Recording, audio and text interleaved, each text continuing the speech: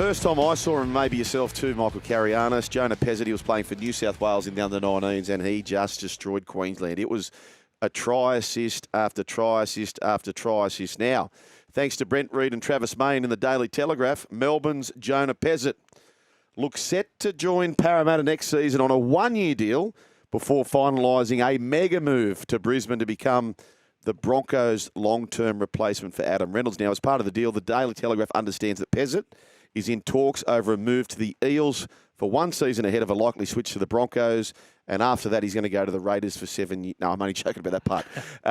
For the 2027 season when Reynolds is expected to have retired. So what does this mean for the Broncos? Well, Adam Reynolds is expecting to retire at the end of 2026. You can appreciate that. Kobe Black is signed until the end of 2026. Ben Hunt signed until the end of 2026. And so too Tom Duffy, who's signed for 2026, but he's coming from the Cowboys. So what does that mean for particularly these youngsters, Kobe Black and Tom Duffy? For the Eels, Joash Papali'i, he'll probably be sitting behind Pezet now in the halves. Obviously, Mitch Moses will be the long-term half back there. And then for the Melbourne Storm, Cameron Munster, also managed by Braithen Astor. Perth Bears bid, does that seem less likely now, would you say, or more likely? Or impossible. It won't happen. It won't happen now? No, there's no way the Storm will let Cam Munster go to Perth now. I think, the way it could have played out is if Munster left and Pezet stayed, then definitely. But they're not gonna cut Cam Munster 12 months early from his. Remember, he's got 2 years left on his contract, right? So to be the Perth's inaugural signing or one of their first signings, he needs to play one more season at Melbourne, then gain a release for the following season. I think in the short term, at the very least, that's long odds of happening. I had the expectation that come before Christmas, he would have been given permission to talk to Perth. Right. That's not going to happen. Okay. That won't happen now. Okay. Whether or not we get to a midway point of next year and things change, potentially, but in the short term, no. Okay, that's fair enough. And they can't keep more because, well, in fact, let's go back to this text, and I think it's the answer that I'm thinking of. Michael, could you please explain with the Jonah Pezet situation how this information can be legitimate if clubs aren't supposed to talk until 1st of November? That is true, Richard. However, in the case of Jonah Pezet... He's off contract, okay? So... No, but hang on. Is it related to the clause or is he... No, okay. So there's a lot to unpack here with Jonah Pezet, okay? So Jonah Pezet re-signed last season, but they had a clause in his contract that if Jerome Hughes re-signs, then he's free to go. Right. So immediately he's free to explore the market from that time that Jerome Hughes signed. Yes, okay. Right, which was a mature clause from both parties, I thought, because... Melbourne safeguarded themselves by having a potential Jerome Hughes replacement in the system, and Jonah safeguarded himself with two options. A, replacing Jerome Hughes, which is what he wanted to do. Yep. Right? Or, what is he, 23 now, Jonah? Not waiting, 22 years of age, not waiting another period to play second fiddle, right? So that's why those clauses was in there. So they've enacted that clause, and that allowed him to talk to with any clubs for 2026. Okay? Yep. Also, part of the informal agreement, I think it was actually formalised that they had between Pezet and the Storm, was for 2026, right, a loan deal for 12 months. And then he'd return to Melbourne with Jerome Hughes having played his last season at Melbourne. Okay, that's why that loan deal was in place. So, Braithen Astor, as you said, is his agent, and Jonah explored all options. A 12-month loan somewhere before returning back to Melbourne. But he's a free agent, so he can do what he wants. Yes. Okay?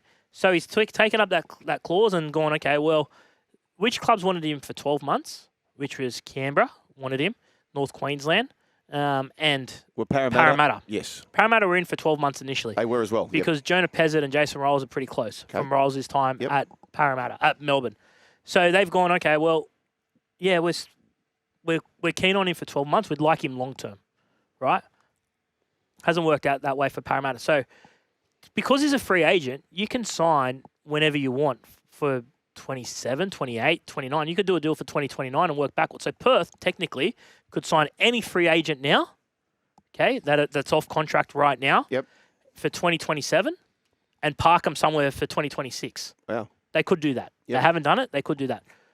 Two examples of that happened in the past with the expansion teams. Sorry, question. So in this case, then, just to clarify this, Jonah Pezet did not need permission from the Eels No. to push ahead for this Broncos deal? No. No, so he could, I don't know how it's technically done, but he Yep. could have signed for 2027 for Brisbane Yep. and then work backwards. Yes. You can do If that. he had to do it that way, yes. He would have told Parramatta, Yeah, right? Because Parramatta wanted him long term. Yes. And Parramatta, I'm sure the conversation was had with Parramatta saying, look, he's only going to come for 12 months and then go to Brisbane. Are you comfortable with that? And Parramatta has said yes. Yes. And I suppose, really, by the letter of the law, Brooks, even if he hadn't told Parramatta, the moment he signs for Parramatta on a 1-year deal, you could sign today, for example, 10 days out from November 1, and then come November 1, given it's a 1-year deal, you're then also free to negotiate beyond that. Definitely. Yes. He would have had to have worked reverse here. Like he would have, as a free agent, he would have had to have signed with the Broncos or what he's going to do, and then do the 1-year deal with Para. Because if it went the other way, he'd have to wait to November the Broncos 1. couldn't talk to him up Yes. until November. Of course. November 1. So Correct. as a free agent, Yes. he can go, let's sign the long-term deal with Brisbane, put that in, and then do the 1-year loan at Parramatta, let's say. But that's why I think we're learning this, Brooksy, on the 21st of October, because there's a 10-day cooling off period. 10-day cooling off period takes you to November 1, and I bet you we don't hear anything official until November 1 at the Broncos, because there is nothing there. Melbourne can waive the cooling off period. So that's what happens too. So clubs can waive the cooling off period, and he'll sign the Brisbane contract first, get that lodge, and then sign the Parramatta one. That's what can happen. It's happened a couple of times before, right? But generally with new teams. So that's why Perth could do it. Luke Bailey did it, right? He signed with the Gold Coast and then worked out, okay, well, I've got 12 months left. I'll stay at the Dragons for another 12 months. Sean Hoppy did it all those years ago. Wow. Right? So he signed with the Warriors, and Canberra like, well, we don't want you here anymore. So he did a 12-month deal with North Sydney. Gotcha. Okay, so it's happened before, but generally with new Expansion sides. So Perth, I don't know why they haven't done it yet. Yep. Perth could have signed someone by now. So, yes. They could have signed someone by now. That's off contract. So players that are off contract at the moment, okay, I'm just plucking names out, like a Tommy Talau or a David Clemmer, whoever is still on the market, they could sign them for 2027, park them for 12 months. So are you pretty confident that by November 1, we have a first Bears signing? Not by November. I'm not sure. They should have signed someone by now. They should have. Wow. But you also don't want to clog up roster spots as well. That's right. And the players that we're talking about they're not a Luke Bailey. No, that's right. Who is a representative player. So we're chatting with Michael Carayannis here on the Run Home with Joel and Fletch, co-hosting today. In the month of November, what's your unders overs for how many recruits the Bears have come 1st of December? Well, I think the head of recruitment said they want 10 by Christmas. Right. Dane Campbell. So they said 10 by Christmas. Okay, well, that could happen. That could happen. It has to happen. It has to happen. It has to happen. It does. It does. So PNG technically, okay, by November 1, PNG could sign blokes and do the same thing. But by this November 1? Really? Same thing. Okay. Same thing as Perth. But the issue is they don't have a coach or a chief executive. They're that's well okay. off, right? So, so then you've got the Parramatta factor. So why would Parramatta do this? This is a conversation I've had with people today. One, they've got him relatively cheap compared to his market value. Yep. Right? Jason Rolls loves him, and he instantly thinks that he's going to make Parramatta a better side. It's interesting because you've got to still put development into him. It shows they're not convinced on Joash Papali to be the 6, who did a great job for him this year and looks like a first grader, and they really like what he brings, but he still needs to spend a lot of time in the halves. Yep. Jonah, having learnt under Jerome Hughes and Cam Munson, now gets to go learn under Mitch Moses. It's a win for him. Mate, I love it. I loved the situation with Harry Grant. And I know I think we get too caught up in life, thinking too far ahead. Eckhart Tolle, the great author, the power of now. You've got to worry about now. That comes to test sides, origin sides, NRL. It is about the now, not always tomorrow. Chasing the wind. Good on you, Eckhart Tolle. I think you might listen to the program too. Now, I did notice, which was awesome, when Adam Reynolds got up to accept his captain's premiership-winning speech, he got Billy Walters up. But prior to that, he said to the fans, I can't wait to run it back next year. So he put it on the public record that he was coming back to play one last season. At least, I feel like that will be it for him. Adam Reynolds probably goes into coaching after that, I'm sure. That long relationship that he has with Madge Maguire.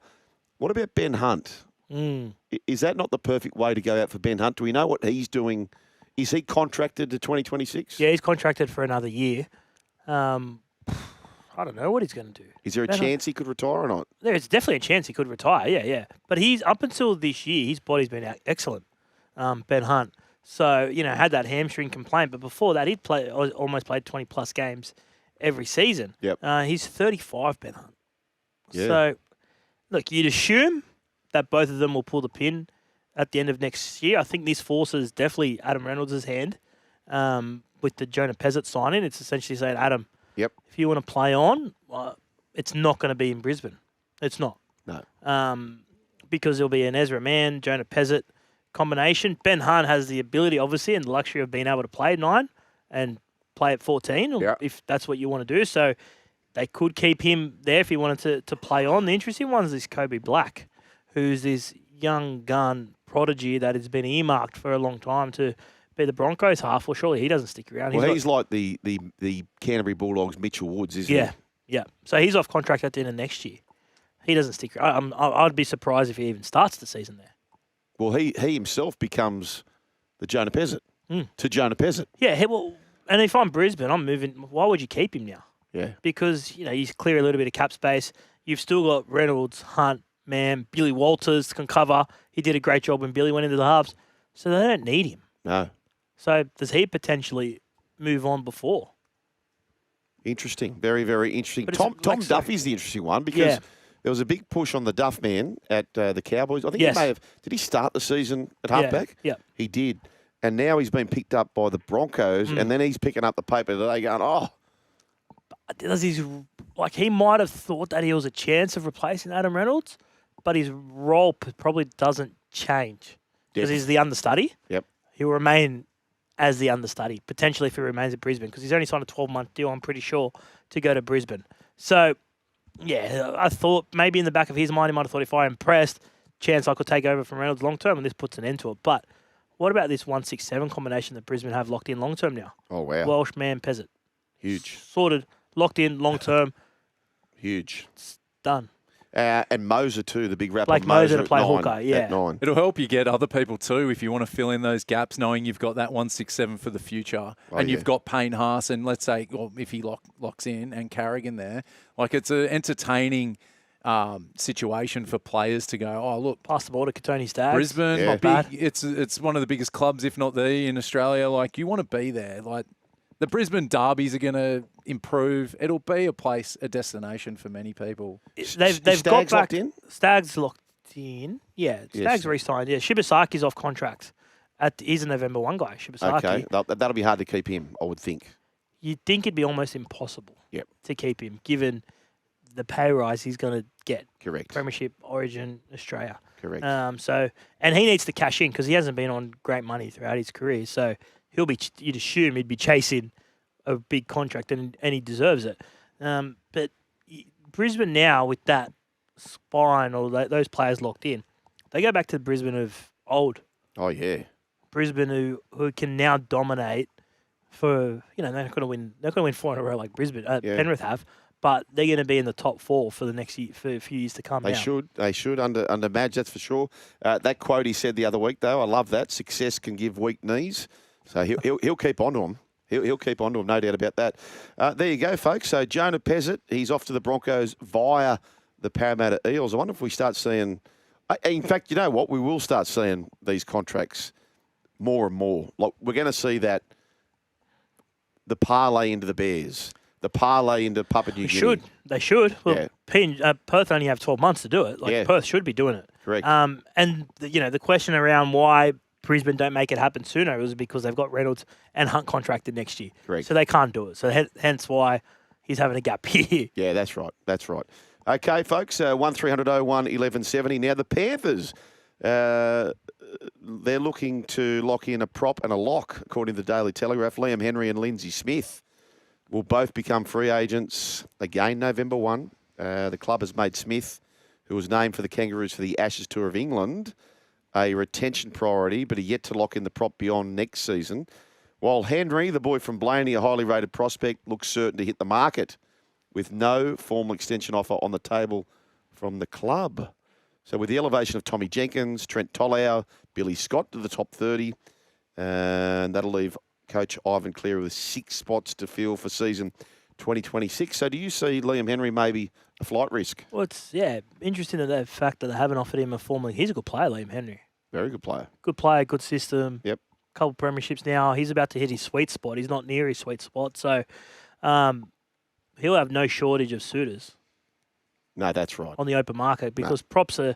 You look at the props off contract next year, and there's not a heap. You've obviously got top end in Tino and Payne, top end. Yep. You got Griffin Neem, who I reckon's a gun. Yes. Only 24. Still 24. Yeah, he's only 24. He's obviously behind those two guys, but he'd be the next best player. And you'd assume if Gold Coast or Brisbane lost one of those, they'd be in for Griffin. Griffin's an outstanding prospect. Oh, that age. I couldn't believe he's that young. And then you've got Liam Henry with Lindsay Smith, probably that next tier down.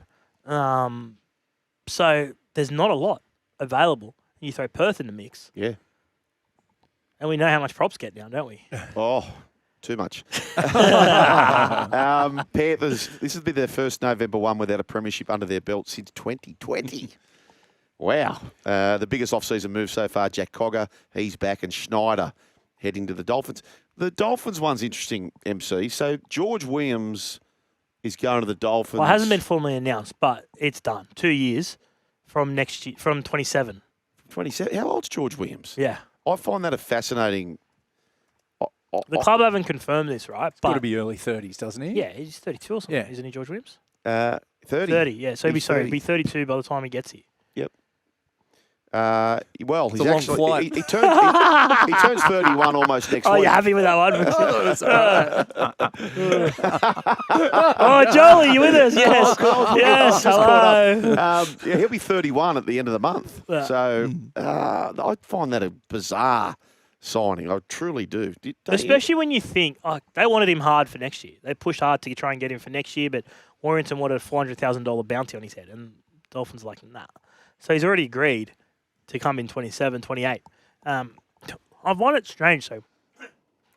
strange, because by then, Katoa's going to be the man. Yeah. Like, he's already a gun, but in 2 years' time, he's going to be an out-and-out superstar. I don't know what to do with him. They might have a cracking 2026 and then have a George Williams dad. I can't see that happening. I really can't. What are you talking about? It's done. You said it wasn't done. No, I've written it's done. They haven't just because they haven't confirmed it doesn't mean it's not done. So MC's saying, right? Has he signed? No. Yeah. Have I written it? Yes. So No. it's done. No. I said they haven't announced it. Okay. All right. That's not my fault. I don't control when they announce it. Okay, not your fault. 1300 01 1170 is the way to have your say. Text 0457 736 736. So fascinating to see how that plays out. Oh, here we go. Oh, Yeah. What's that? I'm not reversing. Just backing up the truck a bit. No, he wasn't listening. Clearly, that's been a theme of today's show. You're good, mate. You're very, very good. Yes, Brooks? The Panthers, I was thinking back to what you were saying about the recruitment, and they've done well to get players like Luke Gardner and Isaiah Papali'i. So let's say this Blaise probably Blaise Talangi. Yep. There's probably players, and it's going to happen for the next few years, that'll want to play in that Panther system. Oh, don't But they're getting at the back end of their contracts, and they might want to win one before their end of their career, and there might be some machinations and movement going to get them to Penrith to play and fill a spot. They might lose... Let's say Lindsay Smith signs at $850. They might get someone of just lesser value for $450 to replace him. Like that's how they work. Isaiah Papali'i, he had that good season at Para, but fell away at the Tigers. But he came on very well. Really? Yeah. He's still on 657. Isaiah Papali'i. Yeah. Tigers chipping? A little bit this year. I think maybe only a little bit. But it maintains its value throughout. What's going on with Ryan Madison? So he was released from. He was He's loaned engaged. from Parramatta. Loaned. Yes. Yep. What have you written about that? What have you written? No. He was set those up. Is he coming back or not? Please go. But is he coming back? He's coming. Yeah, apparently. Yeah, right. Fascinating. They don't want him back. I understand that, Michael. But he's coming back. But he's coming back. Return on to sender. 650. Exactly. Yes, what's happened with Daly Cherry Evans? Stuff we missed. When are they going to announce that seriously? What he's doing? Well, mate, you should know. I don't know. No, I've given up. Written? I've given up. Okay, fair Yeah, enough. about 400 times like everyone else, but I got no idea. Okay, stuff we missed. Shop Platinum, the new fragrance by Messi for $74.99 only at Chemist Warehouse. Ricky Stewart inducted into New South Wales Hall of Champions. So the former Australian and New South Wales halfback who also coached his state and country. He'll join 4 other New South Wales sports greats in the 2025 class when they are officially added to the honour roll at the New South Wales Champions of Sports ceremony. That's on about a month, Monday, 24th of November. He'll join Graham Arnold, Monia Gerard, Nazmi Johnson in gymnastics, and Mark Mono Stewart adaptive surfing. I told you that I got Graham into rugby league. Did I tell you that? No. So he was a mate with Wayne Pearce, and Wayne was talking about him. And I said, well, if you're mates with him, do you mind giving him a call and maybe helping me out with some goal kicking? So he would come down every week. He was coaching at Northern Spirit at the time. Oh, yeah. So he'd come down and him and I would kick together, and next thing you know, he's got girdler and he went all through the National Rugby League. Did you get a little...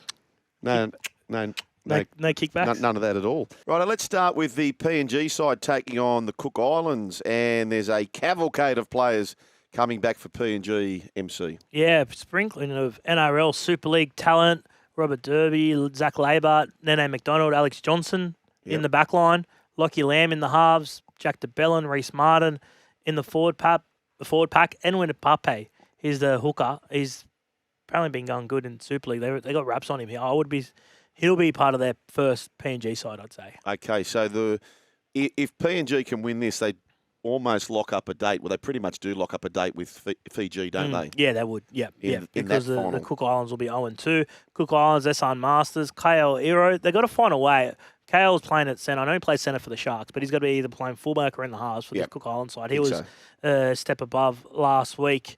Makatoa, Mason Teague, Tepai Marora, Britton Priakura are sort of the other NRL players that are playing for the Cook Islands. What a game this is going to be. 4 o'clock Sunday afternoon. It is round 2 of the Pacific Championships. Tonga taking on Samoa. And, MC, what of the Tongan side, what grabs your attention there? Yeah, well, how good it is. I guess, good. Firstly, you look at this side and what about the speed in the back line? Apawadi at fullback, Daniel Tupu, Talatau Kola, Rob Toya, Sione Katoa. So that's outstanding back 5.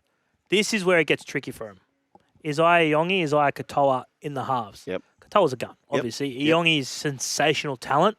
Has played fullback for Parramatta, but plays 6. So, that's probably where they're probably behind the 8 ball a little bit. There's 4 pack as well. Adam Fanua Blake, Stefano Utukamanu, Siwa Wong, Alessi Katoa, Jason Tamalolo with Saliva Havili in the number 9 jersey. Their bench, Sonny Luke, Leka Halasima, Felice Kafusi, and Mo Fotuwaika. So unbelievable. Like Halasima and Fotuwaika on the bench. Fotuwaika played Origin. Yeah. Coming off the bench. So, it's a really, really good Tongan side. But the 6, the 9, it's just probably, even Leo Hopewadi is a really good player, but these guys wouldn't walk into any other international side. No, that's fair. Okay, let me ask you this, folks. Who, and I think this would be the first time we've had an Isaiah combination in the halves. Who would you prefer to have? Isaiah Yongi and Isaiah Katoa, or Blaze Talangi and Jerome Luai? Well, Blaze and Jerome. Jerome was really good last week. Okay. All right. I just think this young Katoa is that good. He's a freak. He's a freak. Okay, at this stage of their careers, Lehigh Hopewadi at fullback for Tonga or Roger Tuivasa-Sheck at fullback for Samoa? Roger. Still Roger? Yeah. Okay. All right, fascinating. What about you? Ooh. So you're going the Tongan halves? I'd go the Tongan halves and the Tongan fullback. Really? Yeah, I would at this stage of their careers for sure. Fascinating. And the centre battle, Kula and Toya versus Tungor and Mariner. Yeah, give me the Tongans there. Yeah, it's a great clash. It's going to be a beauty. No doubt about that, folks. So as I said, 4 o'clock Sunday afternoon, that will be the case there. It is all heating up where Samoa must win. If Tonga win, similar to the situation which Cook Islands find themselves in, PNG, if they were to win that, they go straight through to the final. And you would have, in both divisions, if that was to be the case, double ups of the game. So hopefully there is a spanner in the works somewhere, folks. 1300 01 1170 is the way to have your say. Text 0457 736 736. The Women's Pacific Championships, it is the Cook Islands Moana taking on the Tongan 13. So we're looking forward to those clashes as well. And Kalasipiani Hopewadi is in the front row for the Tongan ladies side. So there's a name to keep an eye on there as well. And not only that, the Gillaroos star-studded Upton, Robinson, Kelly, all the regular superstars, Jesse Southwell at halfback, Briganshaw. It's a locked and loaded Gillaroos side. Don't you worry about that. But they've got to keep an eye on this youngster who was terrific, Shalom Swasu. She was terrific last start. I don't know. In fact, yeah, there she's on the bench. Terrific young player. Anyway, folks, 1300 01 1170 or text 0457 736 736. Josh LeBricky, he'll take the Isaiahs for sure, he says, and he's been involved in that conversation as well. The Tongan and Samoan Sixers are very similar young players with potential. The Tongan 7 is a much better 7 than the Samoan 7, says Paul. That's the whole thing, folks. Opinion, have your say, and don't forget, tomorrow on Breakfast on SEN, in Sydney, Chad Townsend will be a Vossi tomorrow. For breakfast in Brisbane, you've got Cos and Heels. Alan Border, their special guest. What have you been up to, MC? Oh, hang on. Sorry. No, sorry. Yeah. We need to address something here because... What's happened? Last time I worked with you, yeah, you seemed preoccupied. You did seem preoccupied. And then within 20 minutes... No. Okay, so the story comes out about Tyrone Munro. Yes. Which you break. I had no idea. What do you mean you had no idea? No, I didn't have a clue until I got in the car. So you turn how quickly? Run us through how that happened. So, folks, to set the scene, this is last week. Yeah, we've got MC the full package on for the whole show between 3 and 6. This is before daylight savings time, or was daylight savings time. And then at 6:20, a text goes around on the Run Home with Joel and Fletch thread that the package has broken a story at 6:20, and it's already up and live. Would have been a little bit later. A bit later? Yeah, a bit later. I actually didn't break it. Channel 9 broke it. Right. Channel 9 broke it. So I get a call. I'm driving home. I get a call saying, "Oh, have you seen this Tyrone Munro stuff?" And I'm like, "Oh, I'll make a few calls." So I had to pull over. Yeah. Make a few calls, smash out a yarn. So what in the car? Yeah. You pull the laptop out and... Yeah, pulled this laptop out, pulled it to the side. I pulled over to the side street. I was actually on the M5 tunnel when the calls come in. I was like, I can't do anything right now. No. I'll make some calls, and then once I get something, I'll pull over. Yep. So once I got off the M5, I found a side street, parked my car, bashed out a yarn. Spoke to who I needed to speak to, South Sydney officials, other officials, police, or did what I had to do, and then wrote it. I had no idea at 6 o'clock. Wow. But that's what happens. That's your life. That's normal. Wow. Well, okay, can I ask you doesn't happen every day, right? But I don't my phone could ring right now. Yeah. Or I got a text message right now. I'm not sitting here thinking, I've got a big yarn that's coming out tonight. But it can happen. Yeah. That's how quickly By the way, if that does happen, mate, feel free to knock away and we'll get the exclusive. And there's something on YouTube, boys, and it's to what you were saying, MC, about the process. It's 3 of the biggest journos in America. So there's Sham Charania, who's the NBA guy. There's sporting journos. Yeah, Adam Schefter, who's the NFL guy, and Jeff Passan, who's the MLB guy, talking about the process of the year in terms of their respective sports and when news breaks, when they're on holidays or just, getting crazy news and having to check it and just in the middle of dinners, and their partners are just so receptive to what is their life. Shams is younger. He's probably early 30s, and he's sort of taken over from Adrian Wojnarowski, who was the big newsbreaker in the NBA. So the other guys were sort of telling him what life will be like as partners or, as parents, as grandparents. This is what it is. And that some of them just see it as that's it. That's how you be number one in the game. You cannot rest. If you get news, you've got to end a dinner. You've got to stop drinking. Whether if you're out with your friends, you got to do what's necessary to get the yarn out. And having watched that and hearing your story, MC, that is what it's like. That's what happens. You need to do that. You need to sacrifice. So you've been through many a dinner or outing where I've had a few drinks and my phone rings and I've got to ring work and go, look, someone might need to clean this copy up, right? But this is what's happening. And I've sat in a gutter and filed on my phone. Because sometimes you've only got your phone on you. If I'm out and you're not you're not expecting a phone call, I don't carry my laptop everywhere. Mate, that'd be great. Look, wouldn't it? I think we need to know this as readers. This story by Michael Carayannis sat in a random street in the car, sat on the gutter. It's happened heaps of times. Going back to that example from last week, you're driving on the M5. Yep. You've got to find a way to pull over and write this story out. Once you've written the story, do you journalists have authority to plonk it straight on the paper? Or I don't. No. So there's obviously a safeguard. An editor's got to go through it, but I ring work. So after I get the phone call, I make my phone calls. I ring work straight away. I said, this is what I've got. Someone needs to build the story to get it ready for online. Yep. And someone's got to tell the paper editor that it's coming. Yes. Right? And then I write.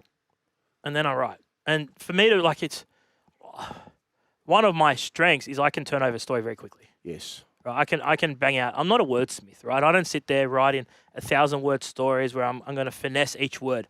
That's not my style. No. Right? Mine's bang. Let's get it up. Let's get it out. Let's go. Right? Yep. So and I love news. I'm not a feature writer. No. I like writing news. So that's how it works for me. I can, as long as I've got my phone, I can be anywhere and write in. I've followed from overseas before when a story's broken on holidays because that's what happens. Yeah. You mentioned the gutter. Is there a crazy scenario of a story? You don't have to tell us the story or anything where you've just got wind of a situation and you've had to do it. Yeah. Like, heaps. what would be Pride what jersey. would be Pride no, jersey? no, but what? No, in terms of the Manly Pride scenario. jersey? Well, take us through what happened there. Oh, I think that was late at night on a Monday. I think it was a Monday night that I broke that story. And it was just, I got a text message saying, drama at Manly. Because of the Pride story. So the jersey, I think Bulldog wrote a story in Sunday's paper. Is it Sunday or Monday's paper saying that they're going to play in a Pride jersey? Yes. Players didn't know, right?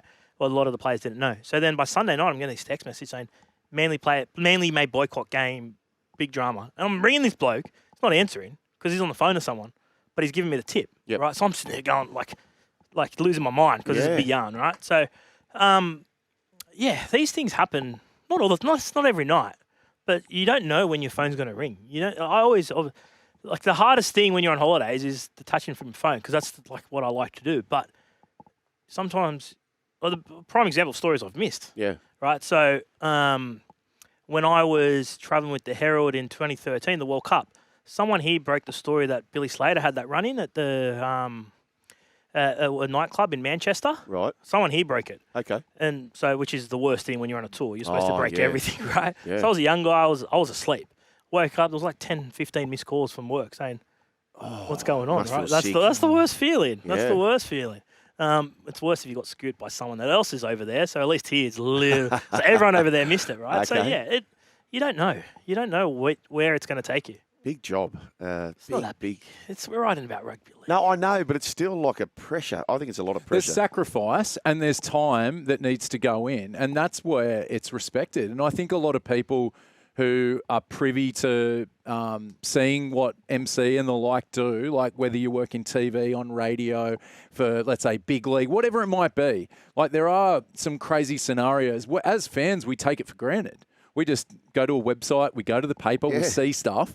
It's there. We demand that to be there every day. We demand that to be on websites, videos put out. But there's a lot of back effort that goes in. And there's a lot of, it's not just you speaking to someone. There's probably other people that are involved in the story that you need to... It's also years' worth of relationship building that you put into. So when you need to ring someone at 7 o'clock, they know you're ringing for a reason, so they answer the phone. That's what it is. It's not the 5 minutes that it takes to do that story. It's the years of work that it puts in. Because if you haven't put the time or effort into these people, getting to know them and cultivating contacts, and they're not answering your call at 7 o'clock at night. No one's answering your call at 7 o'clock at night. No. So it happens. And I'm very pleased to say, folks, live in the studio, is the father of Harry Grant. G'day, Alex. How you doing, mate? Great, fellas. Thanks for having me. Yeah, that's okay. right. Now you better clarify that, Joel. Okay, I better clarify that. So we are here with Sydney FC defender Alex Grant, who is actually the father of Harry Grant. Is that right, Alex? It's correct. Yeah, bang on the money. My youngest son, Harry. Yep, great name. And am I told right that how old's Harry? Harry's 3 now. Harry's 3 now. Yeah. And does Harry have a Harry Grant storm jumper, does he? He does, yeah. His nana popped over to Bali a couple of weeks ago and brought back I'll say an official NRL Melbourne Storm jersey. So he wore that last week before the grand final and threw it straight off after. There you go. So we are with star defender Alex Grant. Now, Alex, clearly the English accent. Tell us the story, the Alex Grant story thus far. Yeah, born in Manchester. Yep. 94.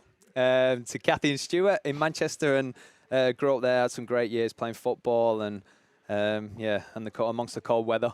And then emigrated in 2005 to Perth. And why so? Why so the immigration? Mum and dad had a change. My dad was a firefighter back in the UK. Yep. Lost his job actually. Got hit by a car. Oh. So it was a blessing in disguise, we call it.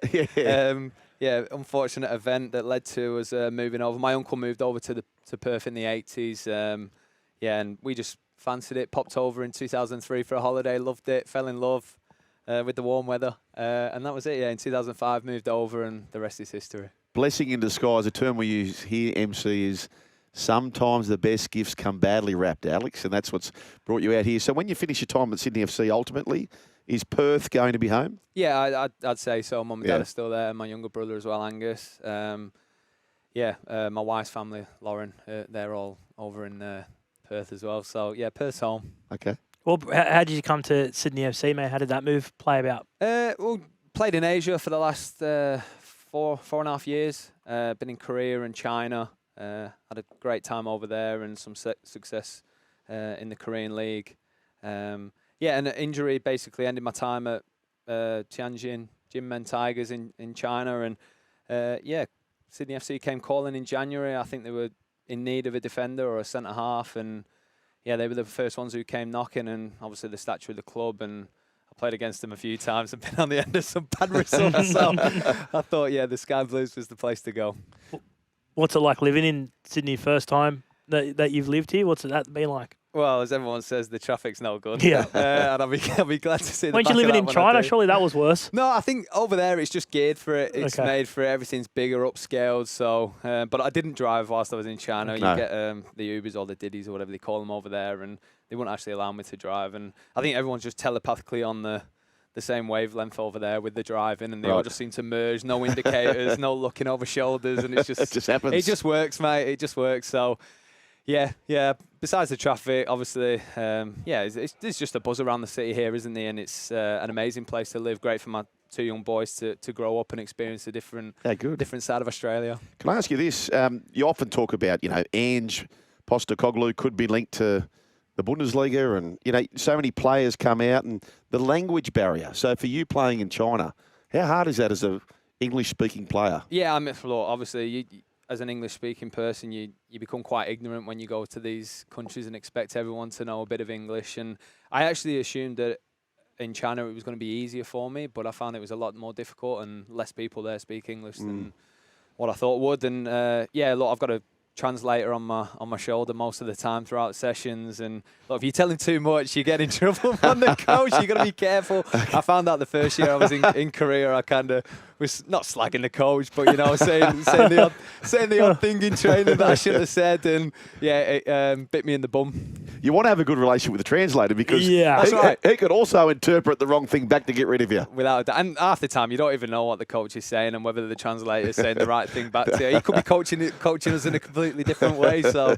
you're relying on him massively. So we're both leagueies, right? And it's pretty easy to follow. Obviously, we have the NRL and the Super League, and that's basically it in terms of global competitions. How do you, when you say China, like, were you awareness of the league? Like, how do you work out how you make that next move when you're probably not watching or familiar with so many leagues around the world? I think, in all honesty, I mean, the age I'm at now, I think it was more of a financial decision than anything, and supporting my family and my young boys. And like I said earlier, I played in Korea for 3 years and was offered a new deal in Korea, but I'd seen that league, experienced that culture, and had an amazing time there. And my wife and I were just ready for a move and something different. And unfortunately, coming back to Australia, financially, the money isn't here compared to the Asian leagues, and we just felt like we needed to stay out a couple more years or whatever it would have been to at cash the time. in. Yeah, that's basically it. And look, young players go over now and they go for the opportunity, and it's not really financially driven. But the older you get, obviously, you've got a short career and you're a long time retired in any sport as a professional. So, yeah, I'll be honest with you, that was the main drive. What were the crowds like in China and in South Korea? Are they huge? Are they modest? Or Yeah, in China, I remember I got a flashback on my phone from the other day last year. We played Chengdu away around this time of year, and there was 53,000 there in just a league game against us. It wasn't a big game. It was, just your standard league fixture. And the Korean, obviously, when I signed in Korea, it was during COVID, so the crowds were limited at the time and reduced slightly. But yeah, China was another level and a great atmosphere. And there's a big appetite for football there as well. They've got big crowds, and you see now with the Premier League, there's a lot of Chinese advertising around on the billboards and whatnot. So there's obviously a lot of money pumped into it over there, and it does surprise me, and it's disappointing that the national team doesn't do as well as what it potentially can with the money and the infrastructure that they've got there. Wow, okay. Let's talk about this Sydney FC side. Tough loss to Adelaide United.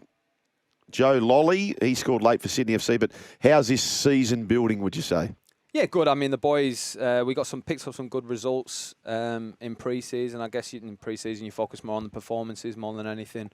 We feel like we've come together well. We've signed some good young players, some new foreigners who came later on towards the back end of pre-season, which is always difficult. As I'd known and experienced over in Asia, it's hard to adjust, especially when they do come late, and it is going to take time for them to click, and I'm sure they will.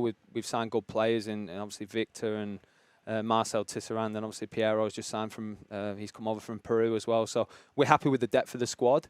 Like I said, and now it's just putting it on the park. You get to play at Leichhardt Oval this week, where there's been so many great memories at the ground. Have you been there? Have you played there before? Yeah. We played a couple of friendlies there, and I'm living in Russell Lee at the moment. Okay. So I actually rode my bike to one of them. Did you? Yeah. Your push bike? Yeah, I thought I'd give it a go. It's just round the Bay Run. I thought I'll get a nice view on the way into the game, and I don't know whether I'll do it on Saturday night. Well, how long does that take you? It was 15 minutes. It's about 7Ks. So the Bay Run's about 7Ks. Yeah, the Bay Run's 7Ks. Are you in your full kit, or what's the well, no, I actually brought a spare change of clothing. Okay. Didn't want to get any Western Sydney fans driving past, giving me the fingers out the window or shouting abuse. So, took a spare pair of clothes. Wouldn't be the first football. So we've got Chad Townsend hosting breakfast tomorrow with Andrew Voss. And he was driving to his grand final or a semi-final. His last game, I think it was. And the traffic was just berserko. So they actually jumped out of the car, and a number of players hired line bikes. That's cheating. To get to the ground. To get to the ground. That bike's doing the work for you. Now, welcome to Wrexham. Well, you welcomed Wrexham to Australia. 40,000 in attendance for the match. And you're quite passionate around this time because there was 40,000 there, and here's what you had to say to the football fans. I just want to say as well, it's a shame, and no disrespect to Wrexham, but we can't get these crowds in the A-League, and it just shows that people will come out to the games and support Sydney FC, and I think, people up above need to take a look at, what's on offer and, get people out and coming to support the local teams. People are willing to get up at 3 in the morning to watch the Premier League, but they're not willing to drive 10 minutes down the road to come watch the local team, have a beer, have a sing-song. There's not many codes in Australia where you can go and have a chant with your mates and have a few beers and have a great time. That was courtesy of the A-League. Yeah, so I guess what you're trying to say there, Alex, and correct me if I'm, as Sattler would say, correct me if I'm right, you're basically saying, well, the fish are in the pond. We just got to get them there. Like, why does it take Wrexham to drag them there? Obviously, there's the TV show, etc. But it's untapped in many ways, isn't it? Yeah, that's essentially it. And I guess, look, you call them what you want, but armchair supporters, and I read some of the comments on the socials after the game, and a lot of people mimicked how it's not 10 minutes down the road and it's in Sydney traffic a little bit further, but. That's essentially it, though. And whether it is 20 minutes, 30 minutes to get to a game, if you're passionate about football, then you should go watch your local team. And, I'm a big believer of that. Whenever I'm back in Perth, I try and get to a glory game. I took my little man there at the back end of the last season before I came and signed at Sydney FC. So, yeah, there's definitely an appetite for football, and the audience is there, like you say, and people are willing, like I said, to get up in the middle of the night to watch a game, but they're not. Yeah, that's it. They're not willing to go down the road to watch the local team. How did the comments go down with the hierarchy you were there? Was it all right? Within the club, or just management? I think so. I think it was. Yeah, the boys agreed with me. A lot of people, give me positive things to say from what I said. So yeah. Do you read comments often on social? I steer clear of them because they're generally not the best. No, they're not. And that's it. I think you can get caught up in it a lot of the time, and when I was younger, I probably did. Yeah. But I don't really give a toss anymore, to be honest with you. And that's it. Can I ask you, from the playing group, was there much chat around this Ange Postecoglou's sacking? Have you got any personal views on that? Well, it's only happened recently, hasn't it? And his sacking only came, I think, what was it, 17 minutes after the final. And I watched the game on Saturday night. And I listened to a podcast from the UK this morning. And to be fair, I feel he was dealt a hard set of cards before he went into the job. And was it the wrong job to take, would you say? I don't know, because in any life choice you make, I mean, if the opportunity's there, you take it with two hands, you know what I mean, and give it your best shot. I mean, he was given, 39 days, but within that 39 days, he had an international break, which is a 10-day period. So essentially, he's had 29 days to pull it together. He's had the travel 3 games a week because he played 8 games in that 29 days. So he was thrown in at the deep end, and I do feel a bit sorry for him, to be honest with you. But obviously, his record shows, and he's got the credentials to go on and coach a great team again. I can sense the empathy, and I don't know if that's because I understand there's a young kid called Lenny Grant, and he's got a coach who's under siege at the moment. It's the under sixes. They're playing tonight, and they are desperate for a win. Is that right? That's right. Lenny, my eldest, he's part of the under 6 soccer setup at Ryde Saints this evening. Yeah, I've got to shoot there after this. We've got a game. Yeah, all the boys will be ready to go when I get there. We've not picked up too many results the recent weeks. I think we've won 1 from 3, but so they're all looking at me. I'm going to get the sack in the morning if we don't win tonight. How does he play? Is he up the back or up front? Yeah, he's like me. He tends to drift at the back and get stuck in, and sometimes I'm wincing at some of the tackles he makes, and he goes through kids, and I can see the parents on the sideline giving me that look, but I tell him to get stuck in, so that's what it's all about, having fun. Your accent obviously sounds very British, but you split your time between Australia and England. So the big question, the Ashes coming up, who are you on? To be honest with you, growing up, especially around that 2005 period, emigrating over it, I always felt there was, even though they were an amazing team, the Aussies I always had that level of arrogance that I just didn't like, and England were always the underdogs. So within the cricket, I've always tended to lean towards England. I've just always had a soft spot for the teams, and I went to a Boxing Day test in the early 2010s, and with my dad and my brother, and I'd say it, but I'd probably go for England in the Ashes series. As a man from Manchester, this was big news globally. The very sad passing of a Manchester great, Ricky Hatton, had his own personal demons. Did that resonate with the family? Having come from Manchester, it was pretty big news, wasn't it? Not really, no, but I did watch his documentary a few weeks ago, and my dad had actually told me to watch it, and that was a good watch. And yeah, it's shocking, obviously, what's happened there, and he had a big presence within the community in Manchester, and obviously an amazing boxing career and an amazing fighter, and obviously brought a lot of joy to fans across the world, and especially people in Manchester. So there was obviously a big connection there. It's a shame he was a City fan. I always say that about Oasis as well, because I love Oasis, and they're City fans as well, and I'm a big Red. So you're a Red. Yeah, I red am, or blue? Mate. Red or blue? Red. So I was happy at the weekend when United got a result against Liverpool. So I'll throw that in as well, because we don't often get up one on them at the moment. So yeah. What a town! It's an unbelievable city, is Manchester. And just before we go, your favourite store's Bunnings. Quite handy, yeah. I've been in there a few times, although we're renting at the moment, so I can't do much work on the house here. So when I get back to Perth, I'll get stuck in and be straight into a Bunnings as soon as I get off the plane. Good stuff, mate.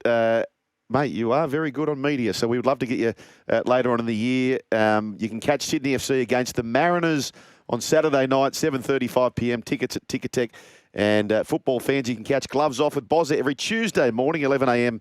Sydney time, 10 a.m. Brisbane throughout this daylight savings period. But we must get to the news on time, because Alex has got these young under sixes waiting for him. Alex Grant from Sydney FC. Thank you, young man. Cheers. Thanks very much, guys. Let's go the Mini Lions tonight. I'll let you know how they do. There you go, folks. What a star, Alex Grant. You're still here? We'll see more on the Joel and Fletch socials, and catch us live on SEN Radio. Because if you don't, you're an A grade. But if you do, you're the absolute Mickey.